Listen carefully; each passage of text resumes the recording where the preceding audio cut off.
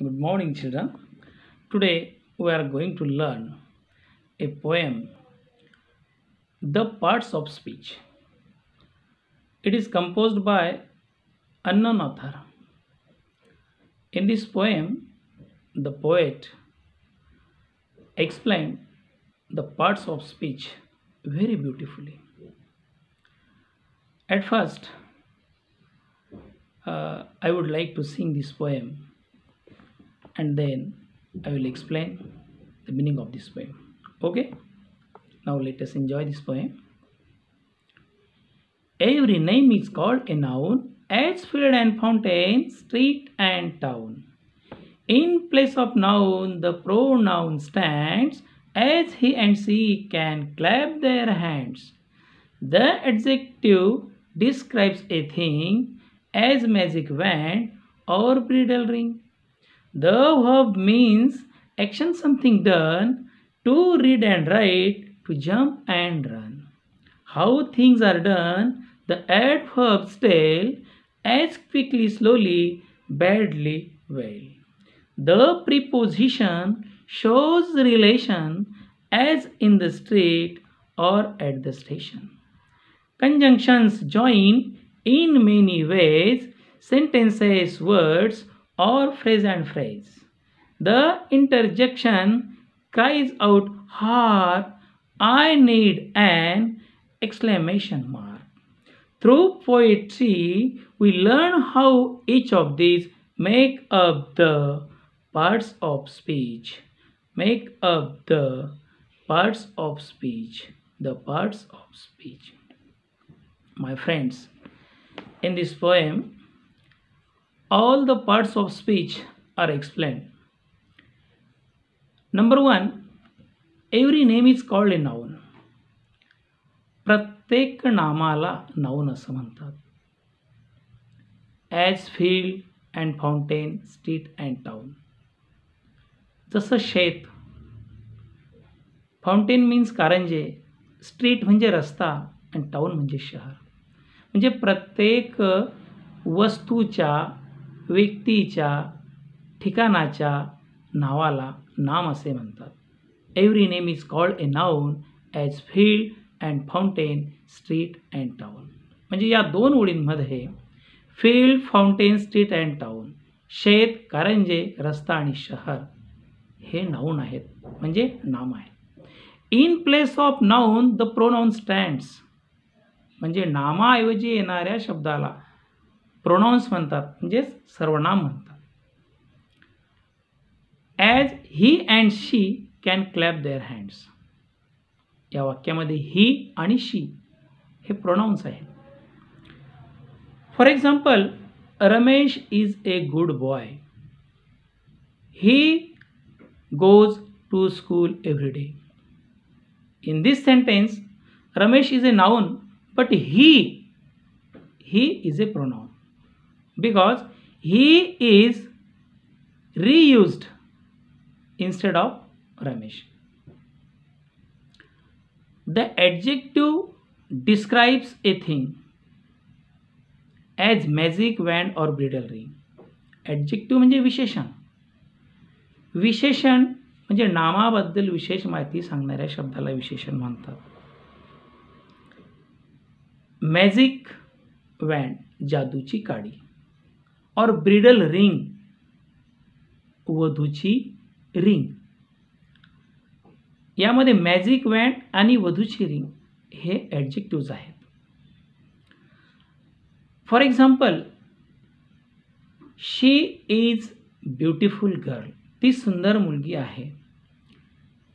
या वाक्यामध्ये शी म्हणजे ती ब्युटिफुल आहे.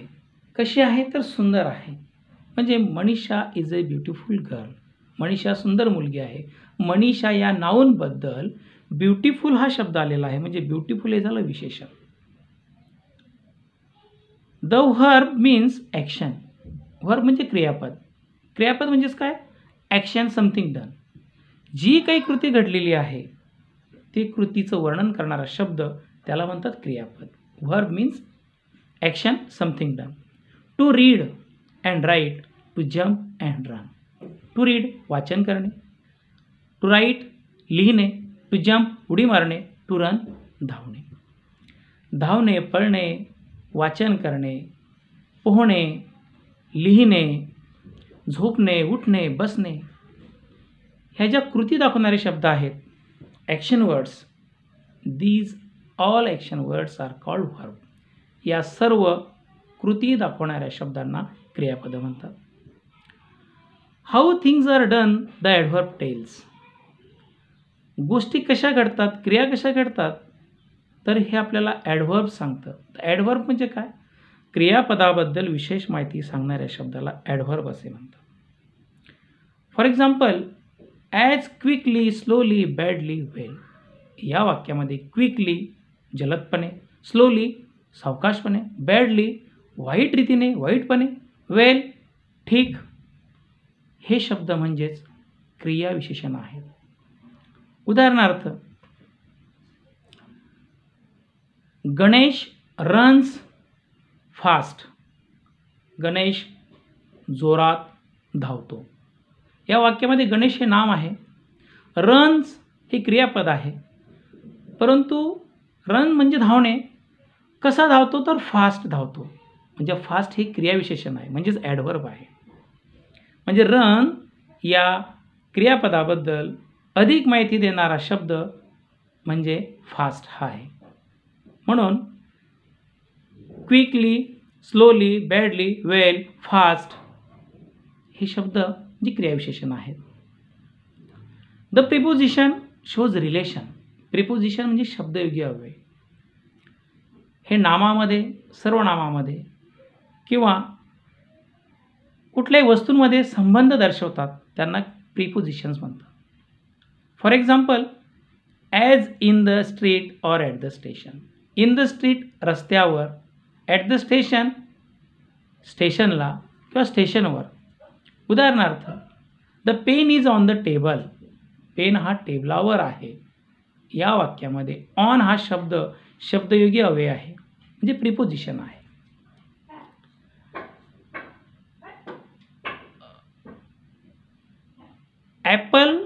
Apples are in the basket.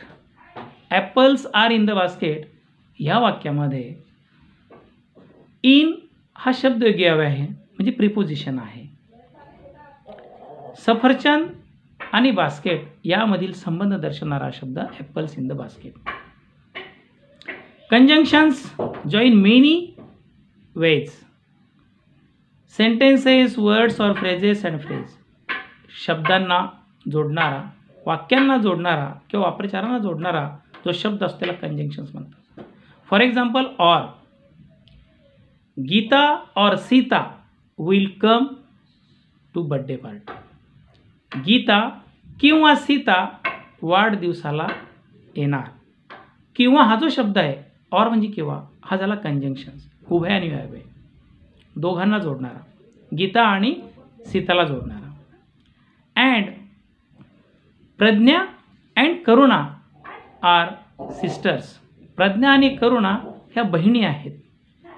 या दोघांना, प्रज्ञा आणि करुणा यांना जोडणारा अँड हा शब्द, दिस वर्ड इज ए कंजंक्शन, याला उभयान्वय म्हणतात, म्हणजेच कंजंक्शन म्हणतात.